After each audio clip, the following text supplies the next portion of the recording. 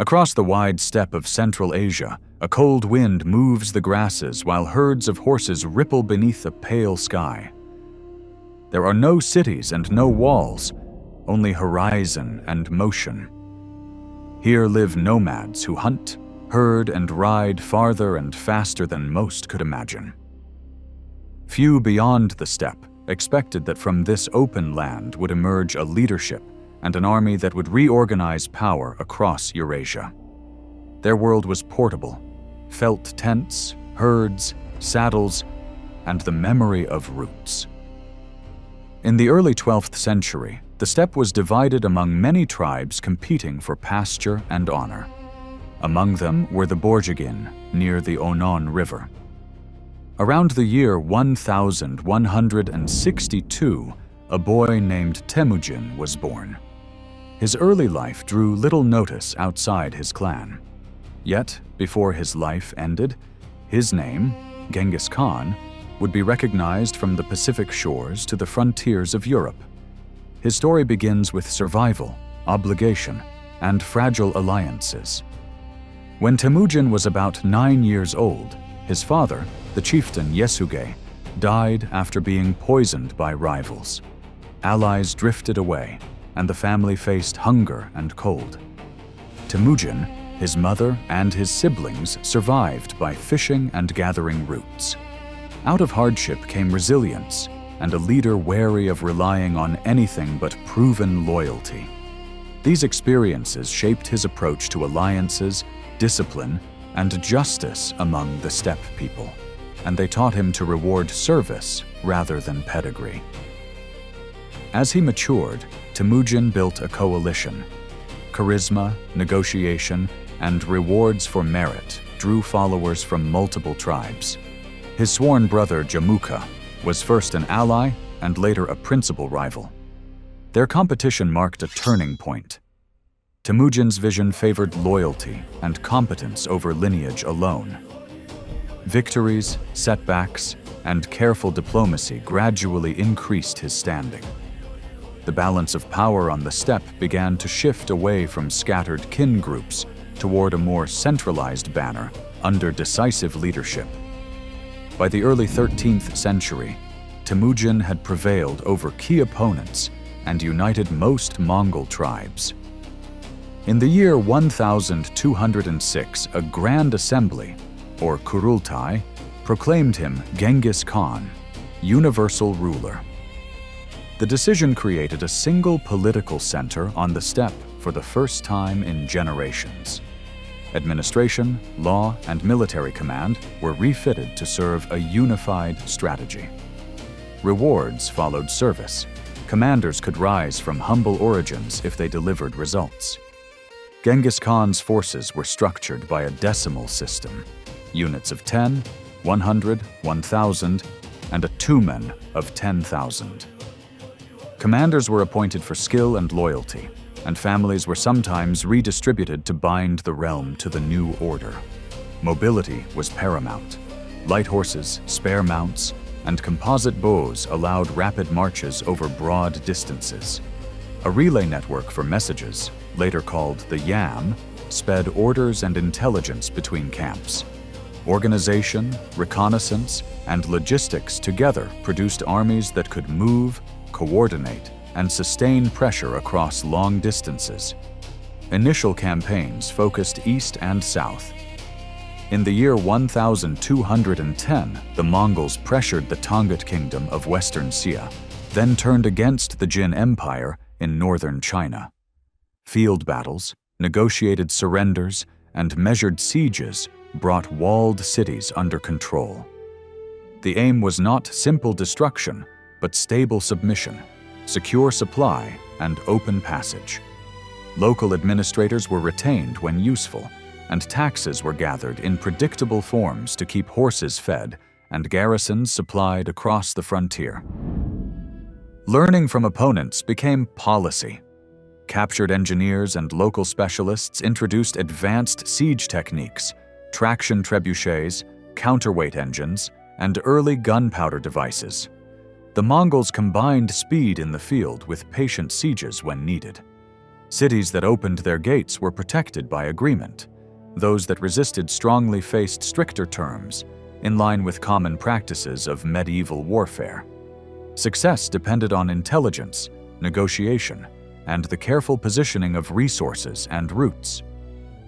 After consolidating in northern China, attention shifted west to the Khwarazmian Empire, a wealthy Muslim state stretching from the Aral and Caspian Seas toward Iran and Central Asia.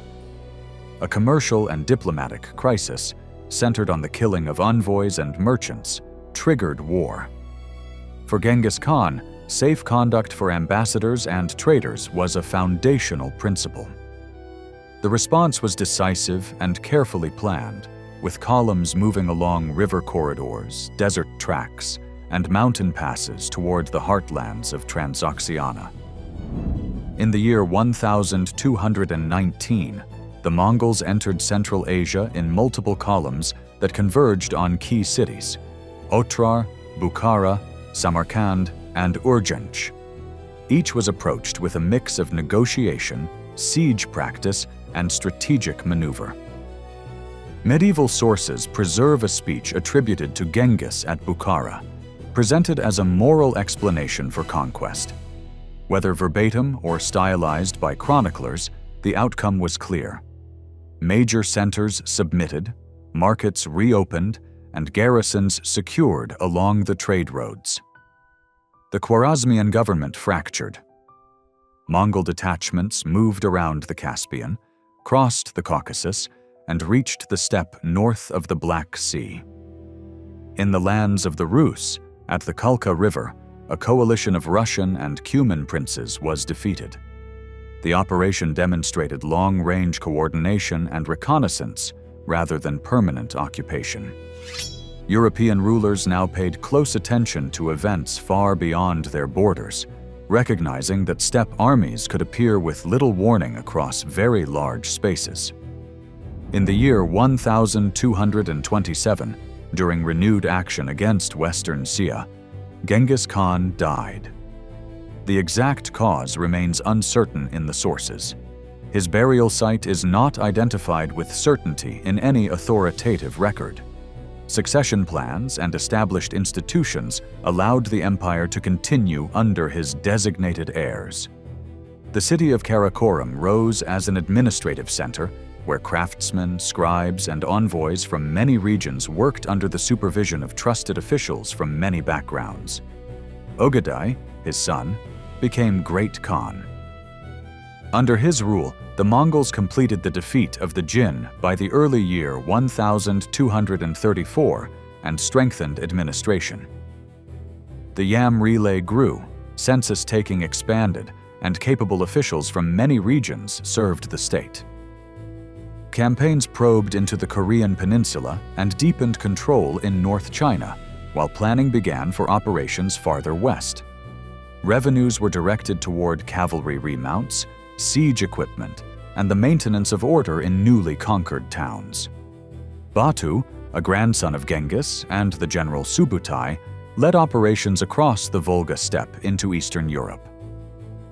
From the late 1230s to the early 1240s, principalities on the forest steppe were subdued, and Kiev was captured in the year 1240, with extensive destruction recorded in chronicles. Soon afterward, victories at Legnica in Silesia and at Mohi on the Hungarian plain opened routes into the heart of Central Europe. News then arrived that Great Khan Ogadai had died in the year 1241. By custom, princes returned to participate in choosing a successor.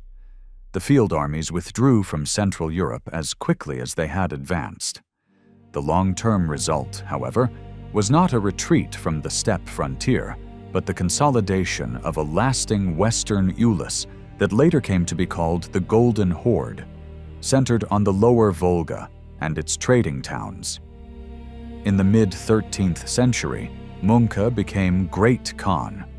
His brother Hulagu led a major expedition into Iran and Mesopotamia, ending the Nizari Ismaili strongholds, and in the year 1258, capturing Baghdad, which ended the Abbasid Caliphate's temporal rule. The advance into Syria met the Mamluk state, and at Ain Jalut, in the year 1260, the Mongol vanguard was defeated. A new balance took shape across the eastern Mediterranean. Kublai, another brother, moved the center of power to China. He declared the Yuan dynasty in the early 1270s, expanded the canal network, and supported paper currency and granary logistics. Administrative systems blended Mongol and Chinese practices. The capital at Khanbalik, later known as Beijing, became a node tying steppe and agrarian regions together.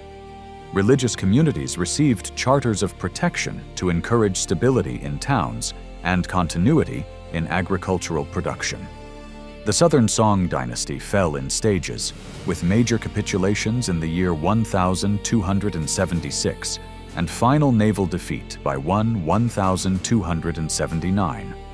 Kublai's government also attempted maritime and tropical campaigns against Japan, Jai Viet, and Java, with mixed outcomes limited by weather, distance, and local resistance. Even so, the Yuan realm connected maritime and overland routes in ways that encouraged large-scale trade and the circulation of artisans, texts, and knowledge. By the late 13th century, the wider empire was divided among four principal khanates: the Golden Horde in the Pontic-Caspian steppe, the Ilkhanate in Iran and Iraq, the Chagatai Khanate in Central Asia, and the Yuan dynasty in China. Cooperation and rivalry alternated, but movement across frontiers continued. The Silk Road operated under shared rules: passports, relay posts, and protection for caravans. Travelers such as merchants, envoys, and scholars crossed continents more regularly than before. Historians refer to much of the 13th and early 14th centuries as a Mongol peace, when secure routes allowed ideas, technologies, and goods to move swiftly. That same connectivity also accelerated the spread of diseases, most notably the mid-14th century plague. The Mongol achievement was not only military, it was administrative and logistical, an integration of spaces. From the saddle, Genghis Khan and his heirs redrew the map of Eurasia, leaving a legacy visible in trade corridors, cities, and collective memory.